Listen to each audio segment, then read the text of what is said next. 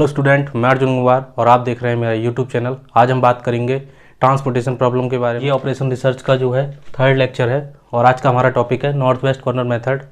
और आज हम देखेंगे कि किसी ट्रांसपोर्टेशन प्रॉब्लम को नॉर्थ वेस्ट कॉर्नर मेथड से कैसे सॉल्व करते हैं। जिन स्टूडेंट ने अभी तक फर्स्ट और सेकेंड लेक्चर नहीं देखा है उन्हें बता देते हैं कि किसी भी ट्रांसपोर्टेशन प्रॉब्लम के सोल्यूशन निकालने के लिए हमारे पास दो स्टेप होते हैं। फर्स्ट स्टेप होता है IBFS फाइंड करना। IBFS क्या होता है? IBFS होता है इनिशियल INITIAL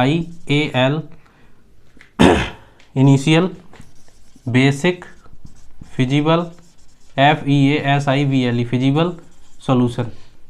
पहला होता है इनिशियल बेसिक फिजिबल सॉल्यूशन और दूसरा होता है ऑप्टिमल सॉल्यूशन।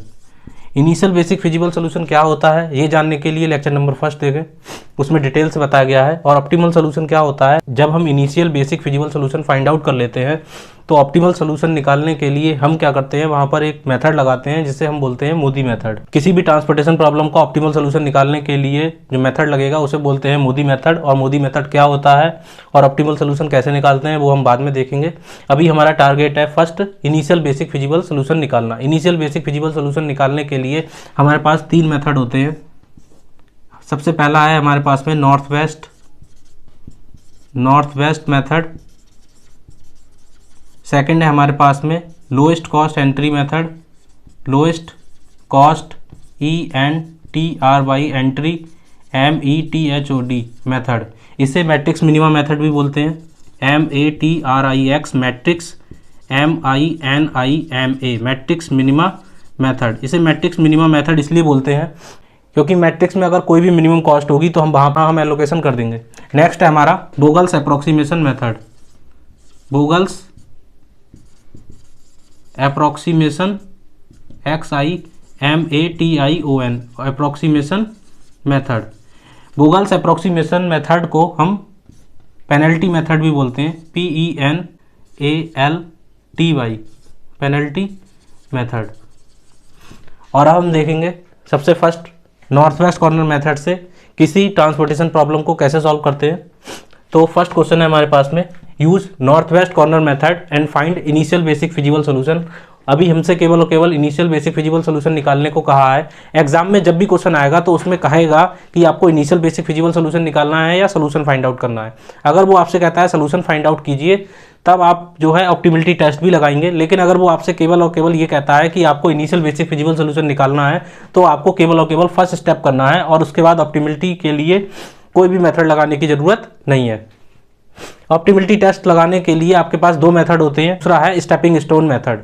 तो दोनों मेथड को हम बाद में डिटेल में डिस्कस करेंगे। अभी हम देख रहे हैं इनिशियल बेसिक फिजिबल सॉल्यूशन कैसे निकालते हैं और उसके लिए हमारे पास तीन मेथड है, नॉर्थ वेस्ट कॉर्नर मेथड, दूसरा है लोएस्ट कॉस्ट एंट्री मेथड और तीसरा है बोगल्स अप्रोक्सीमेशन मेथड। करते हैं स्टार्ट। ये क्वेश्चन दे रखा है जहां पर हमें एक ट्रांसपोर्टेशन प्रॉब्लम दे रखी है। ट्रांसपोर्टेशन का मतलब ही है कि हमें एक चीज को किसी एक प्लेस से लेकर दूसरे प्लेस तक हमें उसे ट्रांसपोर्ट करना है। और कोई भी प्रॉब्लम है हमारा एक ही मेथड होता है कि कुछ भी करें उसकी कॉस्ट हमेशा क्या रहे, मिनिमम रहे। तो जो ट्रांसपोर्टेशन की कॉस्ट है, ट्रांसपोर्टेशन प्रॉब्लम में हम ये पढ़ते हैं कि कैसे कॉस्ट को मिनिमाइज किया जाए। तो यहाँ पर हमें एक ट्रांसपोर्टेशन प्रॉब्लम दे रखी है। एक बेसिक ओवरव्यू आपको बता देते हैं। जैसे यहाँ पर चार सोर्स दे रखे हैं ABCD। इसका मतलब ABCD को आप एक सिटी की तरह ले सकते हैं। जैसे ये मान लीजिए पहला सिटी हो गया बरेली, दूसरा हो गया मुरादाबाद, तीसरा हो गया जमशेदपुर और चौथा हो गया नोएडा। और यहाँ पर आपको ऊपर साइड में डेस्टिनेशन दे रखा है, ये सोर्स हो गया, इधर साइड में डेस्टिनेशन हो गया। अब मान लीजिए आपको इन चार सिटी से लेकर इस चीज को कहीं दूसरी जगह पहुंचाना है तो डेस्टिनेशन आपका मान लेते हैं कोई स्टेट है। पहला हो गया दिल्ली, दूसरा हो गया पंजाब, तीसरा हो गया गुजरात। अब अगर आपको इन चार प्लेस से यहाँ पर कोई चीज पहुंचानी है तो उसकी हमें कॉस्ट ऊपर दे रखी है कि इसे ट्रांसपोर्ट करने में कितनी कॉस्ट लगेगी। तो ये हमें सब अंदर साइड में जो दे रखी होती हैं वो कॉस्ट दे रखी होती हैं। और यहाँ पर जो नीचे साइड में है यहाँ पर हमें दे रखी होती है रिक्वायरमेंट। रिक्वायरमेंट का मतलब होता है डिमांड, आपकी डिमांड कितनी है। इधर साइड में आपको डिमांड दे रखी होगी और इधर साइड में आपको अवेलेबिलिटी दे रखी होगी। अवेलेबल जितना होता है उसे हम बोलते हैं सप्लाई और जो रिक्वायरमेंट होती है उसे हम बोलते हैं डिमांड। हमें बस बेसिकली ये चेक करना होता है कि सप्लाई और डिमांड जो है वो दोनों की पूरी तरीके से पूरी हो जाए और हमारी ट्रांसपोर्टेशन की कॉस्ट जो है वो मिनिमम रहे। किसी भी ट्रांसपोर्टेशन प्रॉब्लम को सॉल्व करने से पहले जो चीज़ हमें ध्यान रखनी है वो ये ध्यान रखनी है कि कोई भी ट्रांसपोर्टेशन प्रॉब्लम हमें दे रखी हो वो पहले तो क्या होनी चाहिए, बैलेंस होनी चाहिए। जैसा कि लास्ट लेक्चर में आपको बताया था कि किसी ट्रांसपोर्टेशन प्रॉब्लम को बैलेंस कब कहेंगे, किसी ट्रांसपोर्टेशन प्रॉब्लम को बैलेंस तब कहते हैं जब उसकी सप्लाई और डिमांड इक्वल होती है। अगर सप्लाई और डिमांड इक्वल नहीं है तब हम ट्रांसपोर्टेशन प्रॉब्लम को सॉल्व नहीं कर सकते। किसी भी ट्रांसपोर्टेशन का फिजिबल सोल्यूशन फाइंड आउट करने के लिए जो नेसेसरी कंडीशन है वो ये है कि ट्रांसपोर्टेशन प्रॉब्लम आपकी कैसी होनी चाहिए, बैलेंस होनी चाहिए। जब तक बैलेंस नहीं होगी तब तक हम फिजिबल सोल्यूशन तो फाइंड आउट ही नहीं कर सकते। तो इसीलिए अगर नहीं है तो हम बैलेंस बनाएंगे। अभी तो फिलहाल इस क्वेश्चन में हम जैसा देख सकते हैं, अगर हम इसे ऐड करें और इधर ऐड करें तो दोनों तरफ से 34 आता है। अगर हम इसे ऐड करते हैं तो 8 और 5 कितना होता है 13, 13 और 7 हो गया 20, 20 में अगर हम 14 को ऐड करते हैं तो आता 34, तो इधर से आ गया 34। अगर इधर से भी 34 आता है तो ये ट्रांसपोर्टेशन प्रॉब्लम बैलेंस हो जाएगी और उसके बाद हमारा नेक्स्ट स्टेप होगा इसे आगे फर्दर सॉल्व करना। तो अगर इधर से हम चेक कर लेते हैं, अगर 9 में 7 को ऐड करेंगे तो ये आएगा 16 और 18 में अगर 16 को ऐड करेंगे तो 34 आता है। इसका मतलब ये बैलेंस हो गई, सप्लाई और डिमांड इक्वल हो गई। तो गिवन, तो हम स्टार्ट करेंगे सॉल्यूशन। गिवन ट्रांसपोर्टेशन, टीपी का मतलब होता है ट्रांसपोर्टेशन प्रॉब्लम, तो आप शॉर्ट में इसे टीपी यूज कर सकते हैं। Given transportation problem is a BALANCED balanced transportation problem. और नेक्स्ट आप बता सकते हैं डेट इज, ऐसा है क्यों, summation AI equal to summation BJ। Summation AI का मतलब हो गया आपकी सप्लाई, SUPPLY सप्लाई, इसे आप कह सकते हैं AI और इसे आप कह सकते हैं BJ। सप्लाई इक्वल है डिमांड के, सप्लाई इक्वल है किसके, डिमांड के। अगर सप्लाई इक्वल होती है डिमांड के तो ट्रांसपोर्टेशन प्रॉब्लम कैसी होगी, बैलेंस होगी। इसके आगे सॉल्व करने के लिए इसे रफ कर देते हैं, फिर देखते हैं इसके बाद हम इसे सॉल्व करेंगे। तो नेक्स्ट हेडिंग होगी हमारी now the solution of transportation problem by, जो भी मेथड है आपके पास में वो बता देंगे किससे सॉल्व कर रहे हैं। North west corner method is given as, इस तरीके से दिया जाता है। तो स्टेप सेकंड है हमारा। स्टेप फर्स्ट में हमारा काम होता है कि अगर वो बैलेंस नहीं है तो उसे बैलेंस बनाना। इसके बाद स्टेप सेकंड है हमारा, इसे नॉर्थ वेस्ट कॉर्नर मेथड जब कहा है तो नॉर्थ वेस्ट से यूज करेंगे और कोई और मेथड कहा होगा तो उसे उस तरीके से सॉल्व करेंगे। तो अभी हमें नॉर्थ वेस्ट कॉर्नर मेथड कहा है तो हम नॉर्थ वेस्ट कॉर्नर मेथड से सॉल्व करते हैं। तो एक बार हम टेबल बना लेते हैं, तो टेबल बनाते हैं।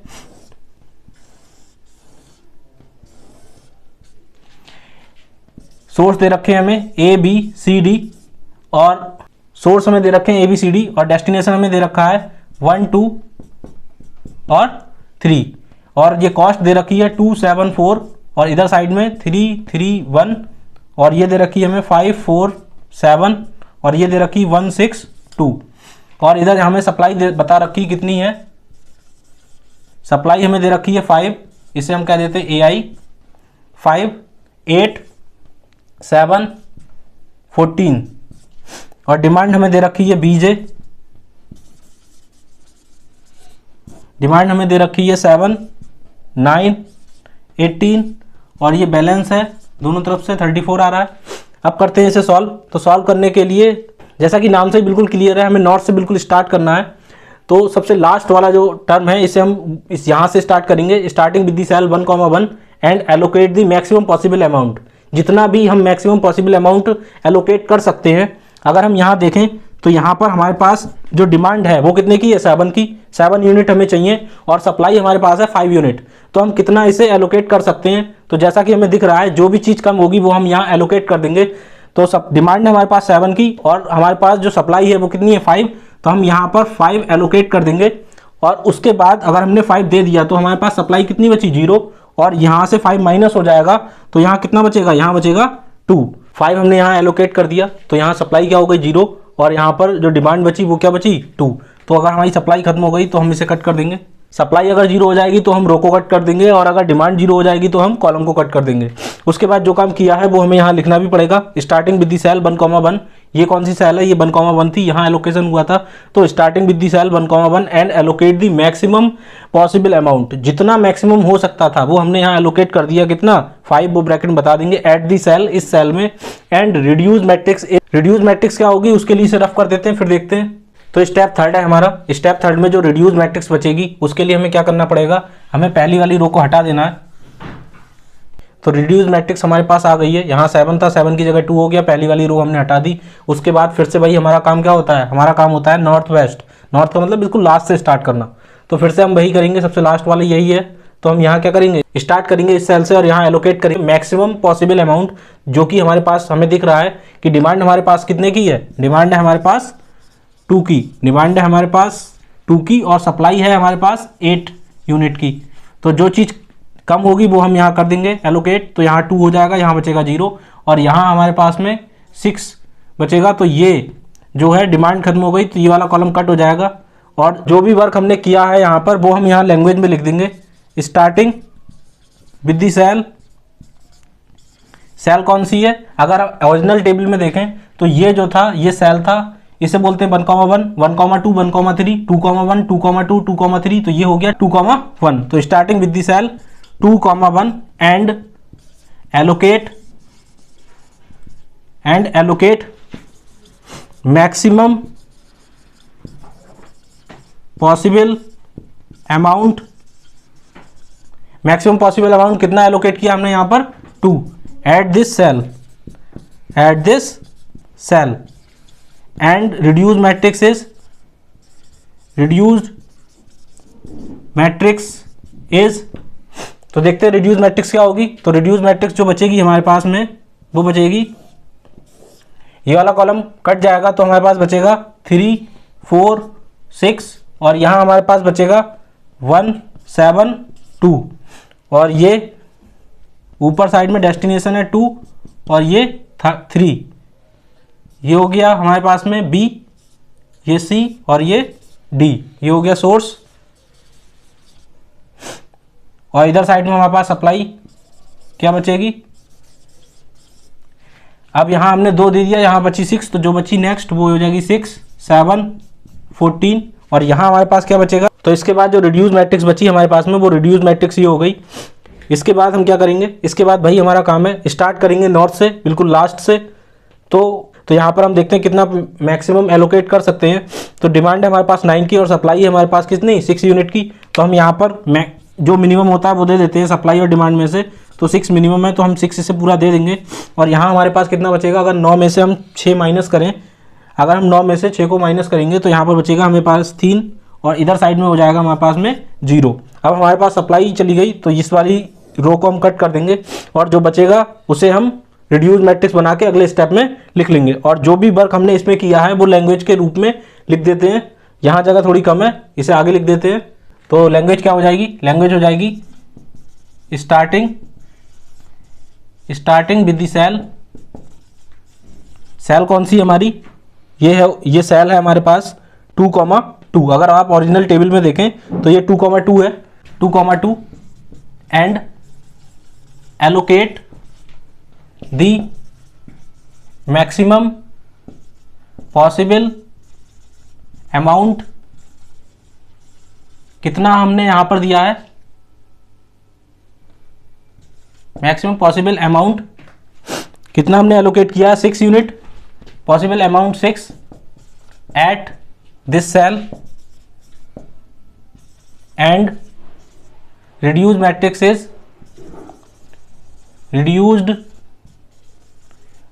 मैट्रिक्स इज गिवन बाय, कैसे दी जाती है वो हम नेक्स्ट स्टेप हो जाएगा हमारा, स्टेप आएगा हमारा 4th,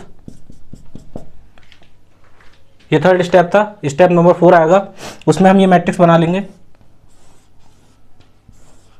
ये मैट्रिक्स आ गई हमारे पास में, ये हो गया 4, ये हो गया 6, ये हो गया हमारे पास 7, और यहाँ बचेगा 2, तो ये हो गया 2। उसके बाद डेस्टिनेशन बचे हमारे पास 2 और 3, और सोर्स हमारे पास बचे C और D, और इधर साइड में हमारे पास सप्लाई है, सप्लाई है हमारे पास में 7 और 14। और डिमांड हमारे पास जो बची यहाँ से 9 में से 6 हमने यहाँ दे दी थी, तो हमें डिमांड बची हमारे पास 3 और यहाँ पर बची हमारे पास में 18 यूनिट। तो ये हो गई डिमांड। अगर आप बार बार लैंग्वेज ना लिखें तो यहाँ पर बीजे लिख दें सिंपली, और यहाँ पर आप AI यूज कर सकते हैं। इसके बाद हमारा नेक्स्ट स्टेप होगा, जब लास्ट में हमारे पास 2x2 की मैट्रिक्स बचती है तो उसके बाद सारे एलोकेशन एक ही बार में करके उसे फिनिश करते हैं। तो यहाँ पर देखते हैं, स्टार्ट करेंगे सबसे लास्ट से। अगर हम सबसे लास्ट से स्टार्ट करें तो यहाँ पर 4 है, और 4 पे हम कितना एलोकेट कर सकते हैं। डिमांड है हमारे पास 3 की और सप्लाई है हमारे पास 7, तो जो मिनिमम है वो हम दे देते हैं। डिमांड को हम यहाँ एलोकेट करेंगे 3, तो ये हो जाएगा 0, और यहाँ हमारे पास कितना बचेगा, यहाँ पर बचेगा हमारे पास में 4।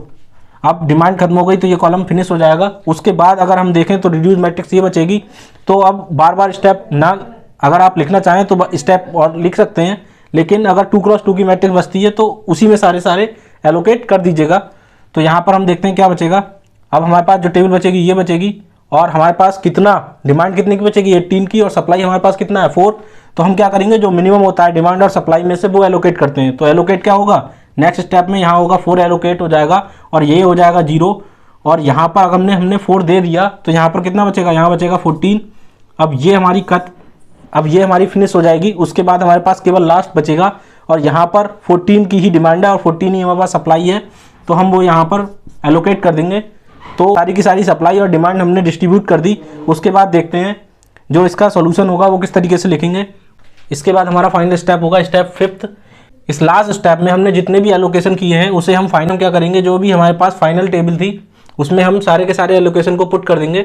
और the IVFS initial basic feasible solution is given bye, तो इस स्टेप में हमने कितना एलोकेट किया था, तो पहली वाली सेल जो 1,1 थी उसमें हमने 5 एलोकेट किया था। उसके बाद हमने सेल 2,2 में एलोकेशन किया था 2, और 2,2 पे हमने एलोकेट किया था कितना 6। ये थी 2,1, ये थी 2,2, और ये है 2,3, 3,1, 3,2, 3,3, 4,1, 4,2, 4,3, जैसा मैट्रिक्स होता है उसी तरीके से है। इस वाली सेल में हमने 3 एलोकेट किया, इसमें 4। जो एलोकेशन किए वो हमने इस टेबल में लिख लिया, और इस टेबल को देख के हम बता सकते हैं hence initial INITIAL initial basic feasible solution is given. Feasible solution is, तो फिजिबल सोल्यूशन क्या होंगे देखते हैं। ये वाली जो सेल है इसका नाम है 1,1, तो हम इसे क्या देते हैं 1,1 पे कितना एलोकेशन हुआ 5। ये है 2,1, तो 2,1 पे एलोकेशन, यहाँ कॉस्ट नहीं लिखनी है, ये जो है ये कॉस्ट है। एलोकेशन जो हुए हैं वो हमें लिखने हैं। ये क्या है एलोकेशन, तो एलोकेशन हम लिखेंगे, कॉस्ट को नहीं लिखना, हमें लिखना है एलोकेशन। ये वाली सेल कौन सी है, ये है 2,2, कितना हो गया 6। इसके बाद जो नेक्स्ट स्टेप है यहाँ, ये कौन सी सेल है 3,1, 3,2, 3,2, इस पे कितना हुआ एलोकेशन 3। उसके बाद ये है 3,3, तो 3,3 पे कितना एलोकेशन हुआ 4। हमें एलोकेशन लिखना है, कॉस्ट नहीं लिखनी है। उसके बाद नेक्स्ट है 4,3, तो 4,3 पे हमने कितना एलोकेशन किया, ये हो गया हमारा 14। तो दिस इज दी हम इनिशियल बेसिक फिजिबल सॉल्यूशन। तो इस तरीके से हम इनिशियल बेसिक फिजिबल सॉल्यूशन को फाइंड आउट कर लेते हैं, और इसमें ट्रांसपोर्टेशन कॉस्ट भी हम निकाल सकते हैं। तो जो ट्रांसपोर्टेशन की कॉस्ट होगी, ट्रांसपोर्टेशन कॉस्ट, तो ट्रांसपोर्टेशन की जो कॉस्ट होगी इसे शॉर्ट में TC बोलते हैं, ट्रांसपोर्टेशन कॉस्ट। वो कैसे आएगी, उसके लिए हम क्या करेंगे, जहाँ जहाँ एलोकेशन हुआ है उसकी कॉस्ट से मल्टीप्लाई कर देंगे। तो 5 2 जा 10 हो जाएगा, प्लस इसकी से मल्टीप्लाई करेंगे 3 2 जा 6, प्लस इसकी से मल्टीप्लाई करेंगे 6 3 जा 18, प्लस इसके बाद 4 की 3 से मल्टीप्लाई होगी 4 3 जा 12, प्लस इसके बाद 7 की 4 से मल्टीप्लाई करेंगे तो 7 4 जा 28, प्लस और 14 की 2 से मल्टीप्लाई होगी तो 14 2 जा 28। अगर हम इसे ऐड करें तो देखते हैं कितना आता है, 8 और 8 16, 16 और 16 हो जाएगा 24, 24 और 6 30, 30 में अगर हम 2 को ऐड करते हैं तो 32, 32 का 2 कैरी हो गया 3। अब अगर हम 2 में 2 को ऐड करें 4, 4 और 1 5, 5 और 1 6, 6 और 1 7, 7 और 3 हो गया 10। तो ये आ गया 102 यूनिट। तो ट्रांसपोर्टेशन कॉस्ट आ गई हमारी अगर ये रुपए में होगी तो रुपए में हो जाएगी, करोड़ में होगी करोड़ में हो जाएगी, लाख में होगी तो लाख में हो जाएगी। इसका मतलब ये है कि ट्रांसपोर्टेशन की जो कॉस्ट है वो 102 यूनिट हो गई, या 102 रुपए भी हो सकती है, ये 102 करोड़ भी हो सकती है, 102 लाख भी हो सकती है, कुछ भी हो सकता है। एक चीज यहाँ पर नोट करने वाली है कि जो ट्रांसपोर्टेशन की कॉस्ट है जो हमने IBFS से निकाली है ट्रांसपोर्टेशन की कॉस्ट, वो आपकी जो है जरूरी नहीं है कि अगर आप किसी और तरीके से एलोकेट करें तो वो हर बार सेम आए, लेकिन अगर आप ऑप्टिमल सोल्यूशन निकालते हैं तो आपकी जो कॉस्ट आती है वो ऑलवेज सेम आती है। ये हो गया इसका आंसर।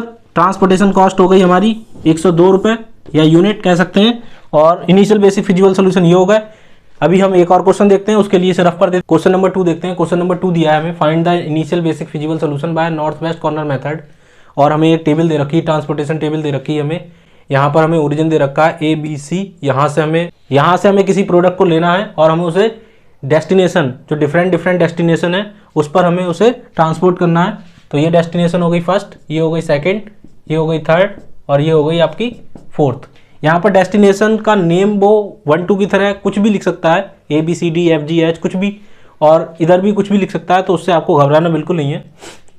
तो ये हमारे पास एक क्वेश्चन दे रखा है। अब चेक कर लेते हैं ये जो ट्रांसपोर्टेशन प्रॉब्लम दी है वो बैलेंस है या नहीं है। तो अगर हम इसे ऐड करें 3 + 3 हो गया 6, 6 में 4 ऐड करेंगे 10, 10 में 5 ऐड करेंगे 15। इधर से चेक कर लेते हैं कितना आ रहा है, 6 और 2 8 और 8 और 17 15। तो ये जो प्रॉब्लम है ये बैलेंस है, दोनों तरफ से ऐड करने पे हमें 15 आ रहा है। तो करते हैं स्टार्ट। तो सोल्यूशन हो जाएगा step first given transportation problem is a BALANCED balance transportation problem. Given transportation problem is a balance transportation problem, और वो क्यों है, therefore summation AI equal to summation BJ। Supply और डिमांड क्या है उसकी, इक्वल है। उसके बाद नेक्स्ट स्टेप होता है हमारा, जो भी मेथड, जिस मेथड से हमें सॉल्व करने के लिए कहा है ट्रांसपोर्टेशन प्रॉब्लम को, उस मेथड से उसे सॉल्व करें। तो नेक्स्ट स्टेप देखते हैं। तो स्टेप 2 है हमारा, now we find the solution of transportation problem by, कौन सा मेथड हमें यूज करना है, हमें यूज करना है नॉर्थ वेस्ट। अगर वो लिखकर नहीं देता है तो आप कोई सा मेथड यूज कर सकते हैं, नॉर्थ वेस्ट कॉर्नर मेथड। यहां पर एक टेबल बना लेते हैं। तो टेबल हमारे पास इधर साइड में है, उसी को देख के टेबल बना लेते हैं। ये हो गया ABC, यहाँ पर हो जाएगा फर्स्ट, सेकंड, थर्ड, ये डेस्टिनेशन हो गया हमारे पास, फोर्थ ये सोर्स है, ये डेस्टिनेशन हो गए। यहाँ से प्रोडक्ट को लेना है और यहाँ डिलीवर करना है। यहाँ कॉस्ट दे रखी है इसके अंदर 13, 11, 15, 20, ये 17, 14, 12, 13, 18, 15, 12, 2, 6, 7, 3, 3, 4, 5, ये दोनों तरफ से सम इसका 15 आया है। ये हो गई हमारी डिमांड BJ, ये हो गई हमारी सप्लाई AI। करते हैं solve. North west corner method से कहा है, इसका मतलब नॉर्थ से बिल्कुल स्टार्ट करना है, बिल्कुल लेफ्ट से।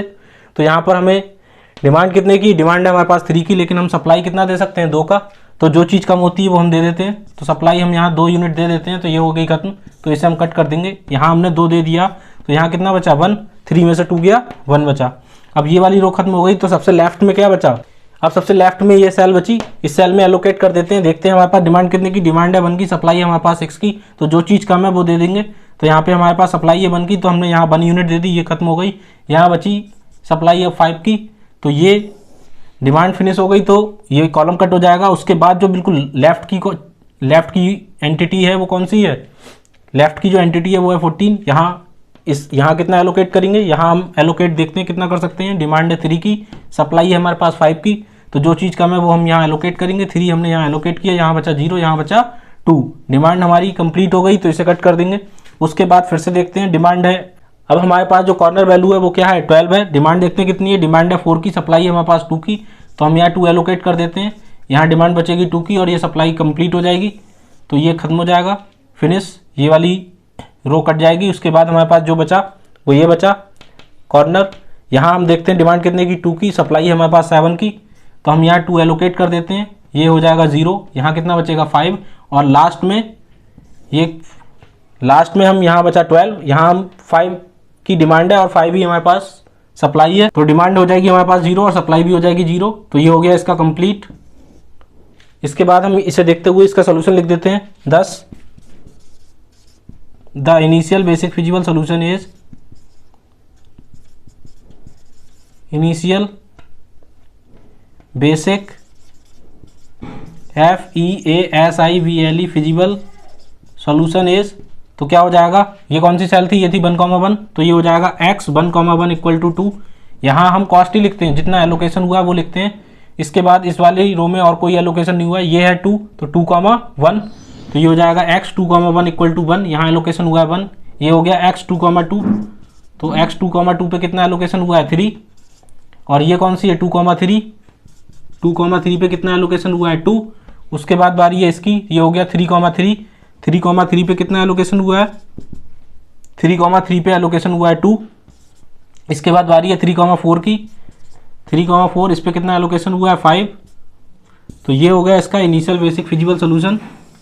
अब हम ट्रांसपोर्टेशन कॉस्ट निकाल लेते हैं। तो ट्रांसपोर्टेशन कॉस्ट क्या हो जाएगी, ट्रांसपोर्टेशन कॉस्ट निकालने के लिए इनकी मल्टीप्लाई कर लेंगे, तो ये हो जाएगा 13 × 2 प्लस इसे कर लेंगे 7 × 1 17 प्लस 14 × 3 कितना हो जाएगा, अगर हम 14 की 3 से मल्टीप्लाई करते हैं तो आएगा 14 प्लस अगर हम इसकी मल्टीप्लाई करते हैं तो कितना 24 प्लस अगर हम इसकी मल्टीप्लाई करें तो कितना आएगा 30, अगर हम इसकी मल्टीप्लाई करें तो कितना आएगा 12 5 जा 60, और अगर इन सबको ऐड करें तो कितना आएगा, अगर हम इसे ऐड करते हैं तो ये आ गया 199 यूनिट। तो कॉस्ट आ गई हमारे पास में 199 यूनिट। तो इनिशियल बेसिक फिजिबल सोल्यूशन हमारे पास में ये आ गए और ट्रांसपोर्टेशन कॉस्ट आ गई हमारे पास में 199 यूनिट। अगर ये रुपए में होगी तो रुपए हो जाएंगे, लाख में होगी तो लाख हो जाएंगे, करोड़ में होगी तो करोड़ हो जाएंगे। अगर इनिशियल बेसिक फिजिबल सोल्यूशन अगर आपसे वो लॉन्ग में पूछता है तो आपको सारे के सारे स्टेप करके दिखाने, जैसा कि पहले क्वेश्चन में आपको दिखाया था। लेकिन अगर वो आपसे ऑप्टिमल सोल्यूशन पूछता है तो सबसे पहले हम शॉर्ट में एक ही स्टेप में हम इनिशियल बेसिक फिजिबल सोल्यूशन निकाल देंगे, उसके बाद हम उसे ऑप्टिमाइज करेंगे। अगर आप इस तरीके से करके आते हैं और क्वेश्चन आपका लॉन्ग में आया तो हो सकता है आपको पूरे मार्क्स ना मिले। आप तो कहेंगे कि हम तो पूरा करके आए थे और अपने पूरे मार्क्स काउंट करेंगे, लेकिन एग्जामिनर आपको पूरे मार्क्स नहीं देगा। नेक्स्ट क्वेश्चन देखते हैं। क्वेश्चन नंबर 3 है हमारे पास में, find the initial basic feasible solution bye north west corner method. तो हमसे इनिशियल बेसिक फिजिबल सोल्यूशन कहा है और एक हमें ट्रांसपोर्टेशन प्रॉब्लम दे रखी है। तो सबसे पहला वर्क क्या होता है, सबसे पहला वर्क होता है हमें ये चेक करना है कि हम उसे चेक करें कि वो बैलेंस है या नहीं है। अगर वो बैलेंस नहीं होती है तो हमें पहले उसे बैलेंस बनाना होता है। तो अभी हम चेक कर लेते हैं इसे, ये बैलेंस है या नहीं है। तो अगर हम इसे ऐड करते हैं तो 8 और 4 ऐड करेंगे तो कितना आएगा 12, 12 में 9 ऐड करेंगे 21। अगर इधर से चेक करें तो 3 और 3 6, 6 और 4 10, 10 और 5 हो गया 15, 15 और 6 21। तो ये ट्रांसपोर्टेशन प्रॉब्लम बैलेंस हो गई दोनों तरफ से। अगर हम इसे ऐड करते हैं तो 21 आएगा, तो ये आएगा 21, तो ये आएगा 21। तो फिर वही है solution. Step first, given transportation problem is balance transportation problem, अर्थात that is summation AI equal to summation BJ। उसके बाद नेक्स्ट स्टेप क्या होता था हमारा, now we find the solution of transportation problem by north west corner method. तो north west corner method से solution find out करने के लिए हम दोबारा से टेबल बना लेते हैं। तो ये है हमारे पास में 2 11 10 3 7 और ये है हमारे पास में 1 4 7 2 1 3 9 4 8 12। सोर्स है हमारे पास ABC, डेस्टिनेशन है हमारे पास में 1 2 3 4 5 और सप्लाई है हमारे पास में AI, सप्लाई है हमारे पास में 4 8 9। डिमांड है हमारे पास में BJ, डिमांड कितनी है हमारे पास में, वो है 3 3 4 5 6। तो नॉर्थ वेस्ट कॉर्नर मेथड से हमें इसे सॉल्व करना है, जैसा कि नाम से ही इसके स्पष्ट है। तो हमें क्या करना है, बिल्कुल कॉर्नर से स्टार्ट करना है। तो कॉर्नर है हमारा, नॉर्थ कॉर्नर क्या है 2। तो यहाँ पर हम देख लेते हैं, डिमांड है हमारे पास 3 की और सप्लाई है हमारे पास 4 की। तो जो कम होता है वो हम यहाँ एलोकेट करेंगे। तो यहाँ हम एलोकेट क्या करेंगे 3, तो 3 हमने यहाँ एलोकेट कर दिया। तो यहाँ पे डिमांड खत्म हो गई, यहाँ बचा सप्लाई 1, तो जो खत्म हो जाएगा वो चला जाएगा। उसके बाद जो कॉर्नर बचा वो बचा 11। यहाँ पर डिमांड कितने की 3 की, सप्लाई है हमारे पास 1 की। तो जो मिनिमम होता है वो हम यहाँ एलोकेट करेंगे। तो यहाँ अगर हम 1 कर देते हैं तो यहाँ बचेगा 2 और ये सप्लाई फिनिश हो जाएगी, तो ये रो कट हो जाएगी। उसके बाद जो कॉर्नर बचा वो बचा 4। हमारे पास डिमांड कितने की 2 की, सप्लाई है हमारे पास 8, तो हम यहाँ 2 एलोकेट करेंगे।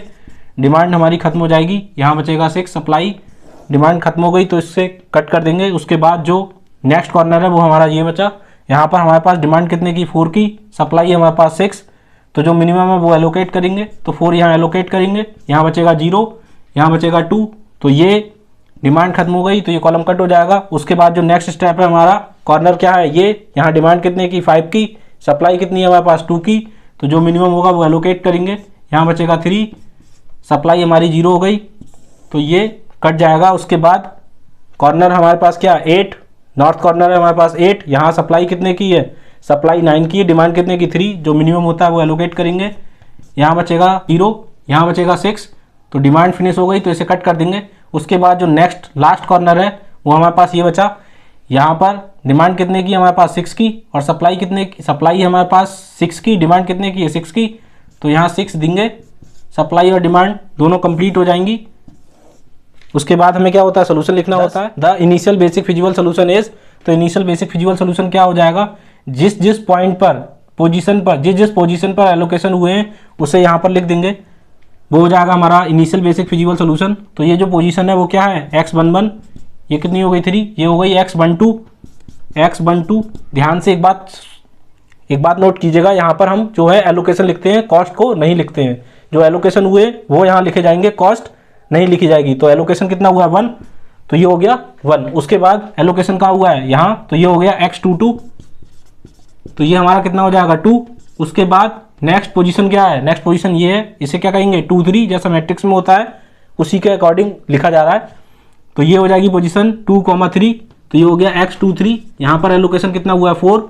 उसके बाद ये हो गई कितनी 2,4, तो 2,4 पे एलोकेशन कितना हुआ है 2।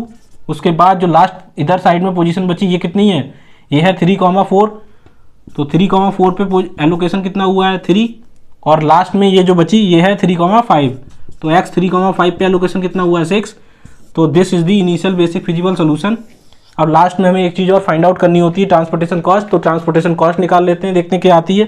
तो ट्रांसपोर्टेशन कॉस्ट हो जाएगी हमारी, कैसे निकालते हैं उसके लिए इसकी मल्टीप्लाई कर देनी है, सिंपल है, 3 2 जा 6 प्लस 11 बन जाए 11 प्लस 4 2 जा 8 प्लस 7 4 जा 28 प्लस 2 2 जा 4 प्लस 8 3 जा होता है 24 प्लस 12 6 जा 72। अब इसे ऐड कर लेते हैं, देखते हैं कितना आता है। अगर हम इसे ऐड करते हैं तो आता है हमारा 153, तो इसका जो ट्रांसपोर्टेशन कॉस्ट आएगी वो हो गई 153 यूनिट। तो ट्रांसपोर्टेशन कॉस्ट भी हमने निकाल ली और इनिशियल बेसिक फिजिबल सोल्यूशन भी हमने फाइंड आउट कर लिया। अगर हमें इसका ऑप्टिमल सोल्यूशन निकालना होता तो इतना तो हमें करना ही पड़ता, उसके बाद फर्दर हम इसे और सॉल्व करते। तो वो कैसे होता है उसके लिए हम नेक्स्ट वीडियो में देखेंगे। तो इस वीडियो में हमने क्या देखा, इस वीडियो में हमने देखा कि नॉर्थ वेस्ट कॉर्नर मेथड से किसी भी ट्रांसपोर्टेशन प्रॉब्लम को कैसे सॉल्व करते हैं। नेक्स्ट वीडियो में हम देखेंगे कि लोएस्ट कॉस्ट एंट्री मेथड से किसी ट्रांसपोर्टेशन प्रॉब्लम को कैसे सॉल्व करते हैं। आई होप आपको ये वीडियो पसंद आई होगी। ऐसी ही मोर इन्फॉर्मेटिव वीडियो देखने के लिए हमारी वीडियो को लाइक करें और चैनल को सब्सक्राइब करें। Thank you friends.